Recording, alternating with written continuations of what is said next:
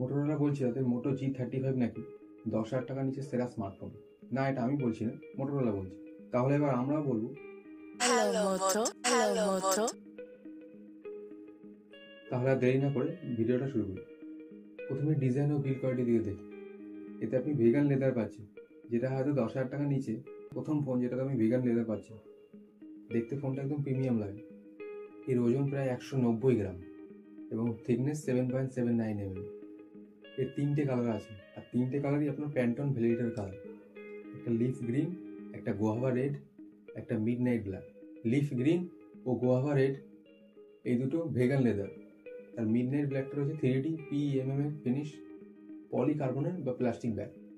এছাড়া এতে রয়েছে IP52 rating, dual stereo speaker. সাধারণত এই বাজেটে কোম্পানি আপনাকে সিঙ্গেল স্পিকার দিয়ে দেয়, কিন্তু এখানে ডুয়েল স্পিকার রয়েছে। শুধু ডুয়েল স্পিকার নিয়ে ডলবি অ্যাটমসের সাপোর্ট রয়েছে। স্পিকারের দিকে দেখলে স্পিকার খুব ভালো দিয়েছে। স্মুথ অ্যানিমেশন পাচ্ছেন। সাইড মাউন্টেন ফিঙ্গারপ্রিন্ট সেন্সার, যার সাহায্যে ফোনটা খুব দ্রুত ওপেন করে দেবে। Secondary noise cancellation mic, hybrid SIM slot রয়েছে। এতে আপনি একসাথে দুটো ন্যানো সিম ব্যবহার করতে পারবেন। এছাড়াও একটা ন্যানো সিম বা SD কার্ড ব্যবহার করতে পারবেন। 3.5mm জ্যাক রয়েছে, যেটা এখন ফ্ল্যাগশিপ ফোনে প্রায় উঠিয়ে দিয়েছে। এবার ডিসপ্লের দিকে দেখি। 6.7 ইঞ্চি ফুল HD plus LTPS IPS LCD panel, যেটা এই বাজেটের সব থেকে লম্বা ডিসপ্লে বা সব থেকে বড় ডিসপ্লে বলতে পারেন। শুধু তাই নয়, 5 হোল ডিসপ্লে রয়েছে। সাধারণত এই বাজেটে আপনি ওয়াটার ড্রপ নচ পাবেন, এতে আপনি 5 হোল পাচ্ছেন। একদম প্রিমিয়াম ফিল দেবে। Screen to body ratio 87%। চীন অ্যাভারেজের থেকে একটু মোটা, কিন্তু বাজেট অনুযায়ী ঠিক আছে। 120 হার্জ রিফ্রেশ রেট রয়েছে। সাধারণত এই বাজেটে HD প্লাস ডিসপ্লে ও 90 হার্জ দিয়ে থাকে, এতে আপনি ফুল HD প্লাস তার সাথে 120 হার্জ পাচ্ছেন। ডিসপ্লে কথা বললে এই বাজেটের সব থেকে বেস্ট ডিসপ্লে বলতে পারেন। 240 হার্জ টাচ স্যাম্পলিং রেট। এছাড়া গরিলা গ্লাস 3 প্রোটেকশন রয়েছে। 1000 নিটস পিক ব্রাইটনেস রয়েছে, যার সাহায্যে আউটডোরেও কোনো সমস্যা হবে না। ভিজন বুস্টার টেকনোলজির জন্য ডিসপ্লেতে আরও ব্রাইটার মনে হবে। এতে আপনি স্মার্ট ওয়াটার টাচ পাচ্ছেন। হালকা জল হাতে আপনি ফোনটা ইউজ করতে পারেন। ইউটিউবে 4K এবং HDR সাপোর্ট রয়েছে। নেটফ্লিক্সে ওয়াইড ওয়ান L1 সাপোর্ট রয়েছে। HD প্লাস কন্টেন্ট দেখতে পারবেন। ডিসপ্লে কথা বললে অসাধারণ ডিসপ্লে দিয়েছে। এবার পারফরমেন্সের দিকে দেখি। এতে আপনি ইউনিসকের T760 প্রসেসর পাচ্ছেন, যেটা 6 ন্যানোমিটার বেস প্রসেসর। এর আন্তঃ স্কোর প্রায় 5 লাখের কাছাকাছি, যেটা এই বাজেটে সব থেকে বেশি আন্তঃ স্কোর রয়েছে। এর প্রসেসর ফ্রিকোয়েন্সি রয়েছে 2.2 GHz, আর CPU থ্রটল রয়েছে 65 to 70% কাছাকাছি। এছাড়াও LPDDR4X র্যাম, UFS 2.2 স্টোরেজ। সাধারণত কোম্পানি eMMC স্টোরেজ দিয়ে থাকে, এতে আপনি UFS 2.2 স্টোরেজ পাচ্ছেন, যেটা খুব ভালো কথা। এটা মাত্র একটি ভ্যারিয়েন্ট আছে, 4GB র্যাম ও 128GB storage.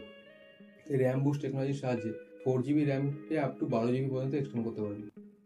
BGMI smooth 40 FPS game খেলতে পারবেন। জাইরোস্কোপ রয়েছে, গ্রাফিক্সও ভালো দিয়েছে। এবার দেখি ক্যামেরার দিকে।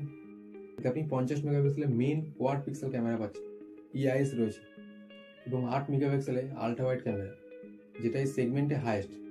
সাধারণত 10,000 টাকা নিচে আলট্রা ওয়াইড ক্যামেরা দেয় না। ভালো ক্যামেরা সেট আপ রয়েছে এবং 16 মেগাপিক্সেলের সেলফি ক্যামেরা রয়েছে, এটাও সেগমেন্টে হাইয়েস্ট।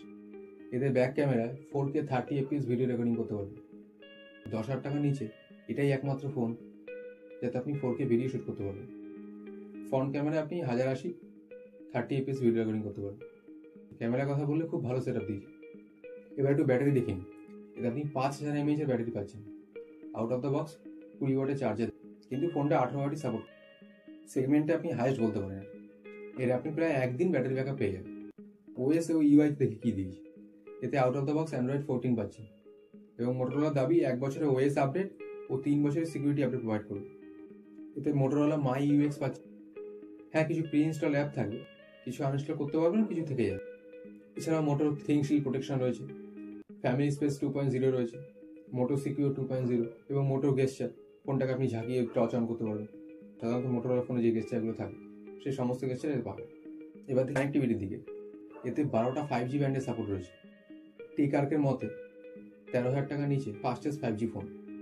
এতে 5G প্লাস VoNR সাপোর্ট রয়েছে। 4x4 মিমো টেকনোলজি রয়েছে। এতে আপনি সমস্ত 5G সিম ইউজ করতে পারবেন। এয়ারটেল, VI, জিও সমস্ত সিমই ইউজ করতে পারবেন। এছাড়া Wi-Fi 5 dual band Wi-Fi, FM radio রয়েছে। কিছু AI ফিচার্সও দিয়েছে। এতে আপনি ম্যাজিক ইরেজার পাচ্ছেন, যার সাহায্যে কিছু অবাঞ্ছিত জিনিস আপনি মুছে ফেলতে পারবেন।